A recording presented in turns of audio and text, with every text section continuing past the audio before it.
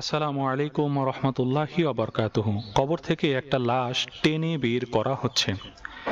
এই লাশ, এই যে কাফনের কাপড়ের মধ্যে যে লাশ, সে লাশটা লাশ নেই, তার মাংস পোকামাকড় খেয়ে শেষ করে ফেলেছে, পড়ে রয়েছে হাড়ের গুঁড়ো। এটাই আমার এবং আপনার পরিচয়, এটাই আমি এবং আপনি। মৃত্যুর পর যদি আমাদের দাফন কাফন কপালে থাকে, তাহলে আমাদের এই পরিণতি ভোগ করতে হবে। আমি সুদ খেয়ে লক্ষ লক্ষ কোটি টাকা ইনকাম করেছি, আমি ঘুষ খেয়ে লক্ষ লক্ষ কোটি টাকা ইনকাম করেছি, আমি মানুষের সম্পদ নষ্ট করেছি, জুলুম করেছি, জালেম হয়েছি।